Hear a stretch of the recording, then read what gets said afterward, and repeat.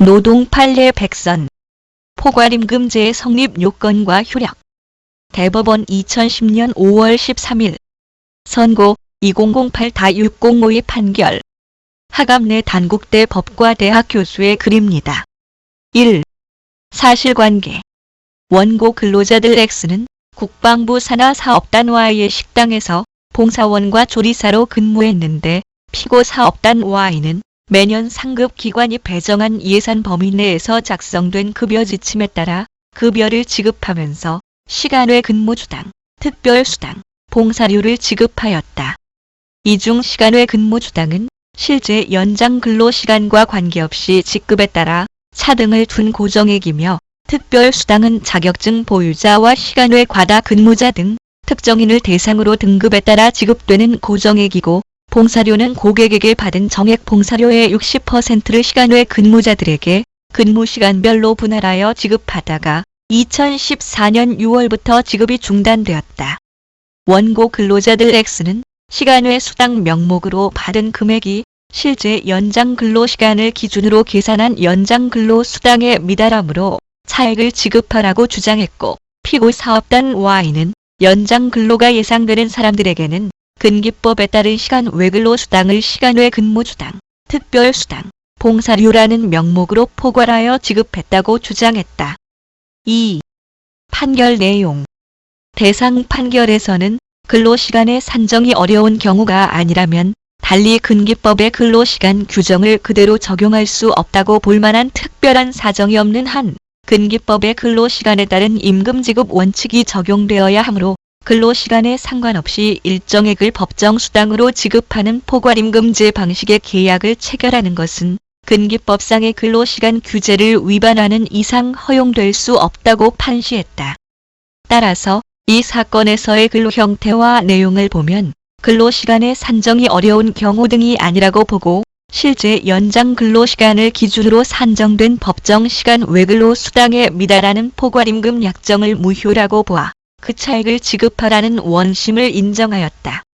한편 원심은 자격증 보유자와 시간 외 과다 근무자에게 지급하던 특별수당에 대해서도 시간 외 근로수당으로 볼 수 없다고 판단하였는데 이 부분도 인정되었다. 즉, 나중에 실제 근로시간을 비교했을 때 시간 외 수당 명목으로 지급된 것은 법정 금액과 비교하여 정산하고, 그 외의 시간 외 수당 명목으로 볼 수 없는 것은 다른 명목으로 준 것이니 정산 대상이 아니므로 법정 수당과 비교할 때 그 수당은 포함시켜서 정산하면 안 된다는 것이다. 3. 해설. 1. 포괄임금제의 개념과 의의. 포괄임금제는 법적 개념이 아니고 근로기준법의 임금 산정 방법을 탄력적으로 운용하려는 사업장의 관행을 판례가 인정한 사실적이고 관행적인 개념이다.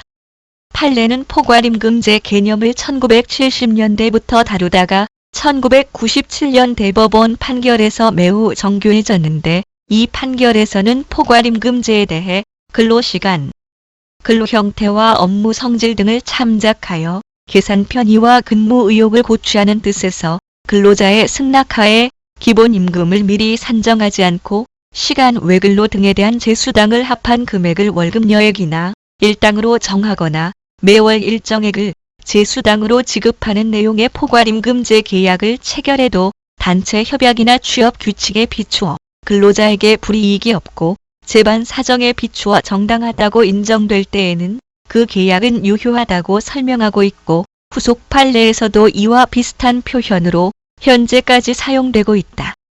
이 성립 요건에 대한 견해 대립과 대상 판결의 의미. 종전 판례는 포괄임금제 개념의 두 가지 요건을 표현하고 있었는데, 첫 번째 요건은 근로시간, 근로 형태와 업무의 성질 등을 참작하여이고, 두 번째 요건은 계산의 편의와 직원의 근무 의욕을 고취하는 뜻에서이다. 이 두 가지 표현에서 포괄임금제의 성립 요건은 엄격 해석론과 확대 해석론으로 나뉘어 왔다. 엄격 해석론은 두 번째 요건은 첫 번째 요건을 수식할 뿐이고, 첫 번째 요건이 중심적인 성립 요건이라는 것으로서 계산 편의나 근무 의욕 고취의 뜻이 있어도 근로 형태나 업무 성질을 볼 때 근로시간 측정이 어려운 경우에만 포괄임금제가 성립한다는 것이다. 반면 확대 해석론은 두 가지 요건을 독립적으로 보고 둘 중 어느 하나의 경우에라도 포괄임금제가 인정된다는 것이다. 종전 판례들은 두 가지 해석이 공존해왔는데 이 대상 판결에서는 엄격 해석론의 입장을 취하고 있다. 3. 성립 요건이 결여된 포괄임금제의 효력. 종전 판례는 포괄임금제가 근로자에게 불이익이 없고 재반 사정에 비추어 정당하다고 인정되면 유효하다고 보았는데 이를 해석하다 보면 지급된 임금이 근기법상의 금액보다 적을 경우 정산을 할 수 있는지에 대해 엄격 해석론과 확대 해석론이 또 충돌하게 된다. 확대 해석론은 포괄임금제를 넓게 인정하므로 정산이 가능한 한 이를 유효성의 요건으로 삼는 반면에 엄격 해석론은 포괄임금제가 인정된다면 근로시간 측정이 가능하지 않아야 하므로 정산 자체가 불가능하고 포괄임금제가 부정된다면 약정 자체가 무효이므로 근기법에 따른 법정 수당이 지급되어야 한다고 본다. 이때 지급된 수당이 시간 외 근로에 대한 법정 수당을 대신하는지를 따져서 정산을 할 수도 하지 않을 수도 있을 것이다. 이 판결에서는 엄격 해석론에 따라 지급된 수당 중 시간 외 수당만을 정산하도록 하고 특별 수당은 정산 대상에서 제외한 원심을 인정했다. 즉, 과거에는 포괄임금제에 대해 넓게 해석하던 것을 엄격하게 해석하면서 포괄임금제 명목으로 시간 외 수당을 착취해 먹던 것에 대해 시간 외 수당으로 지급됐다고 볼 수 있는 것에 대해서만 법정 수당과 비교해서 그 차액을 지급하라고 한 것이다. 4. 적용 범위 및 도입 절차로 본 효력의 문제. 예전 판결에서는 포괄의 대상이 되는 수당을 제수당으로 표현하거나 연장, 야간, 휴일근로 수당 등으로 표현했는데 이처럼 추상적인 수당 또는 등이라는 표현은 포괄 대상이 되는 수당의 범위에 의문을 품게 한다. 따라서 이 대상 판결에서는 포괄의 대상을 근기법 제56조의 법정 수당으로 한정했다고 해석할 수 있다.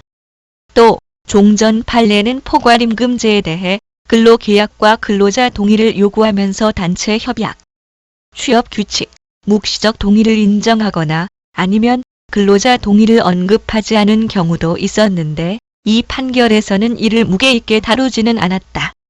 엄격 해석론과 확대 해석론 모두 정산이나 차액 지급을 인정하므로 묵시적 동의를 배척할 필요는 없어 보인다.